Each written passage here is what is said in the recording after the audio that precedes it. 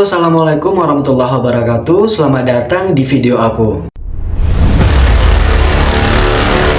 Guys, ada sebuah berita, yaitu tentang seorang wanita asal Bandung tiba-tiba menghilang selama 3 tahun setelah pergi bersama pria yang dicintainya. Keluarganya sempat mencarinya ke berbagai tempat, bahkan pernah mencoba memviralkan kehilangannya. Namun setiap kali harapan itu muncul, selalu ada kabar yang seolah meyakinkan bahwa ia baik-baik saja. Yang lebih mengejutkan, selama bertahun-tahun itu, ternyata ia diduga hidup dalam penyiksaan. Saat akhirnya ditemukan, kondisinya sangat mengenaskan, wajahnya mengalami luka berat, ia kesulitan berjalan dan berbicara, bahkan kedua matanya sudah tidak dapat melihat lagi.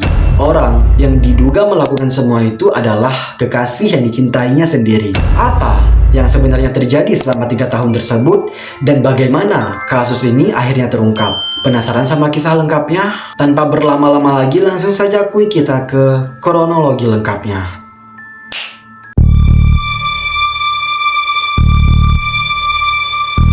Korban diketahui berinisial YTR atau YTT, perempuan berusia 29 tahun asal Kabupaten Bandung. Sebelum menghilang, ia bekerja di sebuah perusahaan makanan di kawasan Bandung. Menurut keluarganya, YTR dikenal sebagai sosok yang dekat dengan keluarga dan tidak memiliki masalah yang mencolok. Pria yang diduga menjadi pelaku berinisial TH atau T, berusia sekitar 30 tahun. Keduanya diketahui berkenalan sekitar tahun 2023 ketika menghadiri sebuah konser musik yang ada di Bandung. Hubungan mereka guys kemudian semakin dekat hingga YTR beberapa kali memperkenalkan pria tersebut kepada keluarganya. Tidak ada yang menyangka ya guys ya, bahwa hubungan yang awalnya terlihat biasa itu justru berujung pada dugaan tindak kekerasan yang sangat serius. Jadi guys, sekitar tahun 2023, YTR mulai jarang berkomunikasi nih dengan keluarganya. YTR mengatakan ia sedang bekerja dan tinggal jauh dari rumah. Lambat laun, komunikasinya semakin sulit hingga akhirnya keluarga kehilangan kontak sepenuhnya. Keluarga sempat melakukan pencarian dan bahkan berusaha memviralkan kehilangannya. Namun, menurut keterangan keluarga,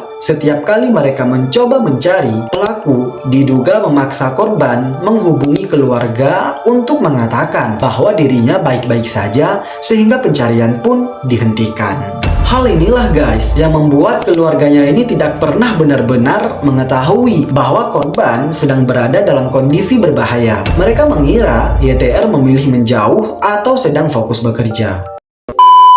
Menurut laporan yang diterima polisi dan keterangan dari keluarga, korban diduga disekap di sebuah kamar kos di wilayah Cileunyi atau Cinunuk, Kabupaten Bandung. Selama rentang waktu tersebut, korban diduga mengalami penganiayaan berulang menggunakan tangan, benda tumpul, bahkan senjata tajam. Selain itu, sejumlah barang berharganya juga dilaporkan hilang dengan nilai kerugian mencapai sekitar 52 juta rupiah.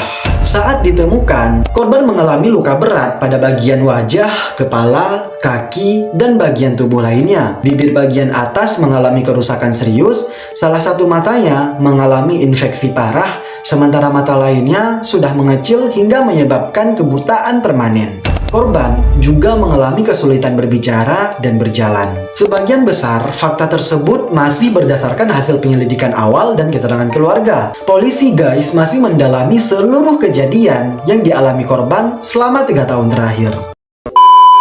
Pada pertengahan Juni 2026, keluarga mendapatkan kabar bahwa YTR berada di instalasi gawat darurat Rumah Sakit Hasan Sadikin Bandung. Awalnya, ada informasi yang menyebut korban mengalami kecelakaan motor. Namun setelah keluarga datang ke rumah sakit, mereka terkejut melihat kondisi korban yang sangat mengenaskan. Menurut keterangan rumah sakit kepada keluarga, korban diantar oleh pelaku bersama penjaga kos. Namun, pelaku tidak ikut masuk ke IGD dan justru meninggalkan korban setelah menghubungi keluarganya. Kecurigaan tenaga medis terhadap kondisi korban kemudian menjadi salah satu alasan guys mengapa kasus ini akhirnya sampai ke pihak kepolisian.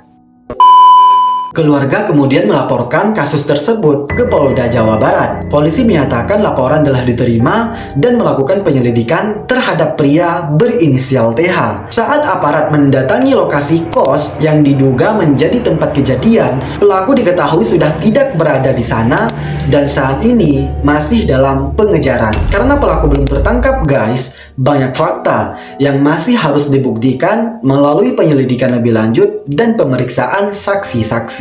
Lalu apa motif yang sebenarnya dilakukan oleh pelaku? Sampai saat ini guys, motif pasti pelaku belum diumumkan secara resmi oleh kepolisian. Namun berdasarkan keterangan awal, terdapat dugaan bahwa pelaku melakukan kontrol penuh terhadap korban, mengisolasinya dari keluarga, serta mengambil sejumlah harta milik korban. Jadi, motif sebenarnya baru dapat dipastikan setelah pelaku berhasil ditangkap dan menjalani pemeriksaan secara menyeluruh.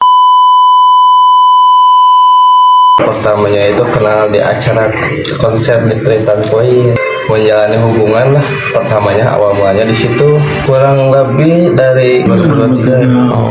Pernah dibawa ke sini ke teman teteh yang posisi itu ada saya sama mama sampai saat itu nggak pernah kesini lagi, cuma satu kali. Yang semenjak saat itu langsung lost contact aja sama teteh. Biasanya seminggu sekali itu pulang ke sini. Komunikasi telepon ada tapi cuman jarang.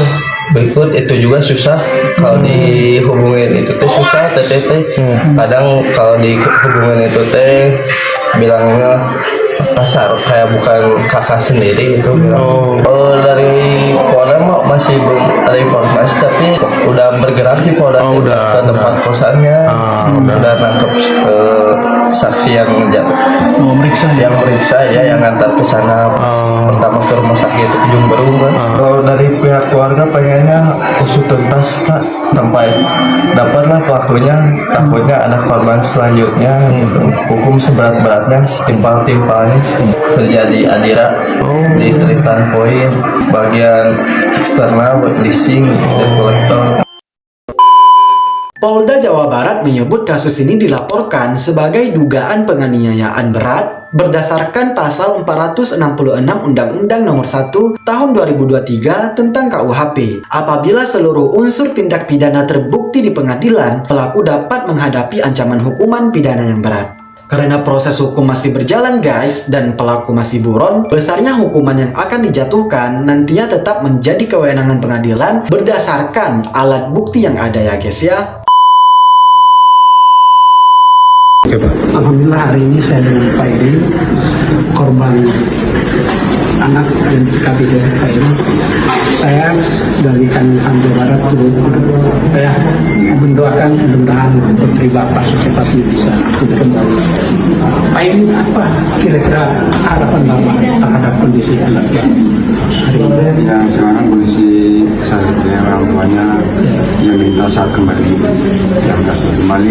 terus pelakunya juga mungkin minta dihukum saat yang ini aja bagaimana bisa kita kan agak hukum itu aja.